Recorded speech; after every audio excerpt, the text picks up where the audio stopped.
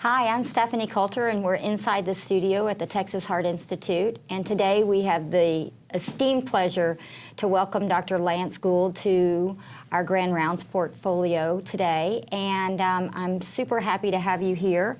And I want to remind our listeners that we are happy to have you because you really are the godfather of coronary physiology. And, you know, your esteemed career looking at the physiology of coronary flow, flow reserve, coronary flow capacity, and how that relates to how we actually intervene on people has changed substantially over the last 40 years. And in a building that was built by surgical revascularization techniques, so much has changed.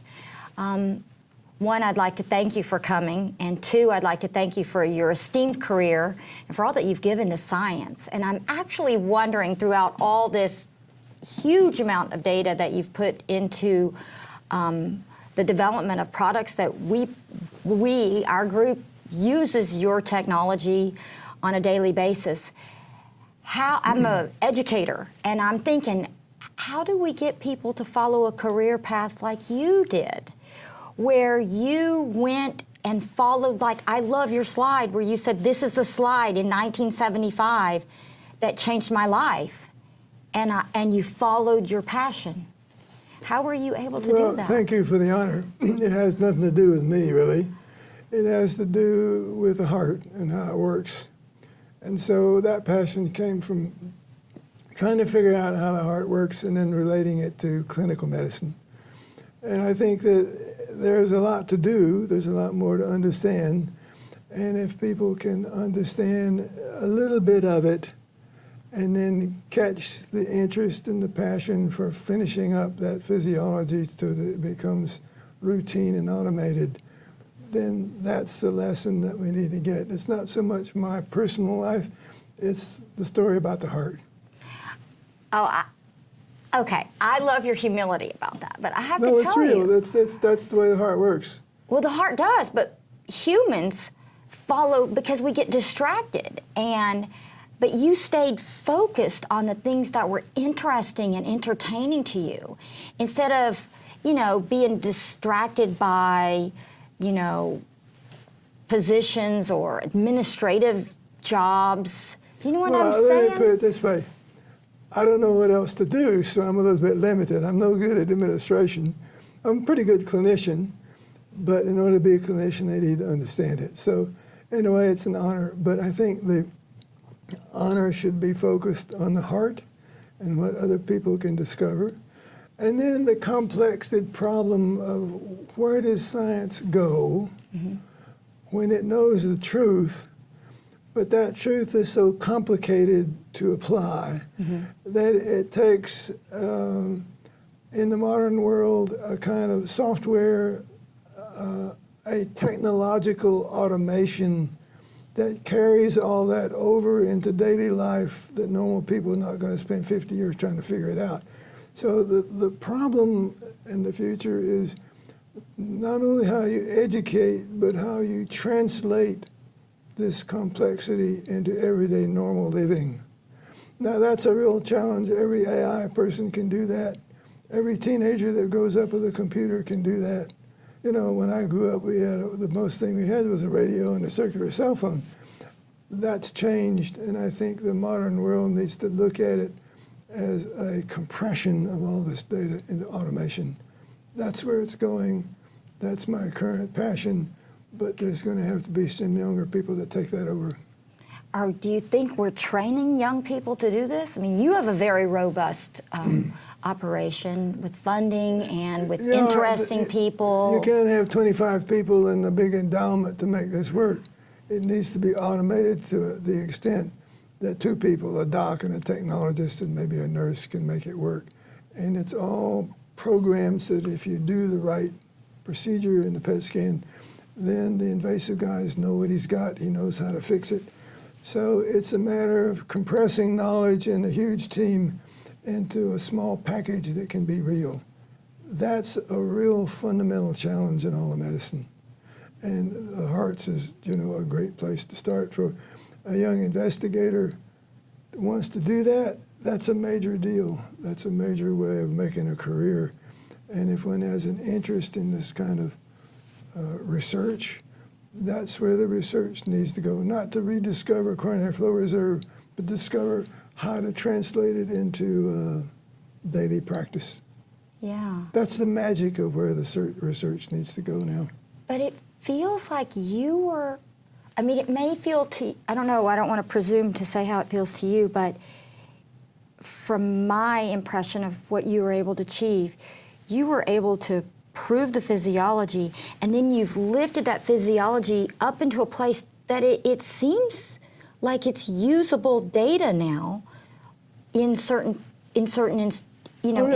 It's usable data. A lot of people are using it. It needs to be better done and automated. But understand how that happened. It has something to do with me, but it also has something to do with the historical evolution of science.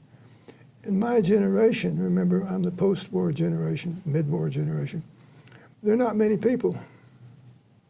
There are very few people in academics, very few people. So there was this enormous gulf of no people and no knowledge. And so in a sense, you go in the lab, you do something, hey, that's pretty cool. Let's get a paper on it. That all kind of happened because of when I was born, what happened in the war, what happened in the whole idea of research and how it evolved. And so the current circumstances are similar in a different way. There are now different tools, a different social organization around medicine, a different scientific base, but the opportunity there, the question there is equally compelling. And there are not too many people in the modern cardiology that can actually bring this off, so that if a young researcher wants to translate this into clinical practice, the audience is there, the software would be welcome, there's commercial support for doing it, and it will fly and become a daily practice that then dominates the future of cardiology, because cardiology is basically physiology. And if we can compress that into modern terms of software and technology, then it'll survive. Otherwise, all those papers are going to sit in the library and turn yellow and nobody ever reads it. That's life. That's the way it works. That's why we got to keep going forward. So what would you advise for, how we allocate funding for kinds of programs like this? Because we collectively, we waste a lot of resources trying to make people better, but not in a very, technically cut the knife to the right spot approach. It is, when I started, one experiment could tell you where to go. Now, the proof of this working has to be done at a societal larger level. So large groups that do these kind of heart care, they can make an enormous difference in practice if there are protocols that they follow, or they try it, they learn, they see what's going on. Will there ever be a randomized trial? Right now, there's not enough groups that actually do this right that you can do a multi-center trial. So what's happening is that people are trying it in practice. Some of it is in academics, a lot of it's not in academics, and they're proving that it works. Maybe there will eventually be a trial, but think about that for a moment. The classical randomized trial. Are you going to take somebody with a PET scan that turns blue and randomize them to no surgery when you know what's going to happen? So the trick is the question, it's a question, can precise measured physiology take the place of the randomized trial that can never be done? Possibly, if you had enough big data for outcomes. If you did, it could be, and then there could be a special kind of randomized trial that does what we did in the Century trial, but on a bigger basis. In other words, it's not just do you do PET and no PET and see what happens. If you do PET and you don't, and you do the prevention, then you have to make sure that the preventive arm is really well treated. In the ischemic arm, the adherence to preventive treatment was rotten, 3%. Yeah. So in other words, you can't test a procedure, you can't test an imaging modality as a strategy unless you know that both the procedure and the medical treatment are absolutely optimal. And what that means is, in the future, will it be diet and statins, or will it be diet and exercise and PCKS9? That changes the whole ballgame, and it changes the threshold at which the physiologic severity tells you what you should do. But the fundamental tools, the physiologic measurement, the refinement of the strategy, that you can't just test a drug, you can't just test a procedure, you can't just test a technology imaging. You have to put them together in an integrated strategy. That way you do the strategy and then you don't do the strategy. That would be a trial that would be feasible, because then you're not assigning somebody that's blue to a sentence of possible death.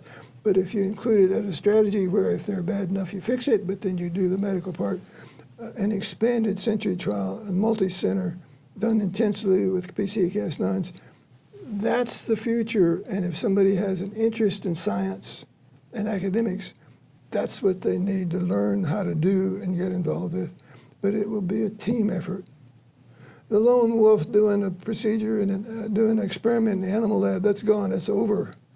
It has to be in society, with patients, organized, and strategically addressing all the components of care, not just one piece. I think that it's, you bear it down into a more simplified definition of what the problem is. And then you have to figure out what are the recipes that are available to help manage that problem. And it's going to take a lot of society resources and, like you said, cooperation between multiple team members to this thing. Yeah, right.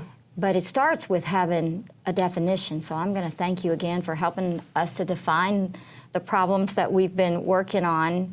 We've made tremendous strides in the prevention and the treatment of arterial diseases in the last 30 years. I mean, oh, absolutely. It's huge. So for all we've been able to accomplish with the medical therapy, with surgical techniques, with stenting techniques, we've made a tremendous impact on the anthropology, really, of coronary disease. That's true. And I just want to thank you for coming and for sharing your knowledge and your insights with us today. And I'm proud to call you a Houstonian now. Oh, yes, indeed. Yeah, indeed. Yeah. Okay, well, thank you very much. My pleasure. Thank you so Great, much for great coming. questions. Thanks very much for being here. Appreciate it. Thank you.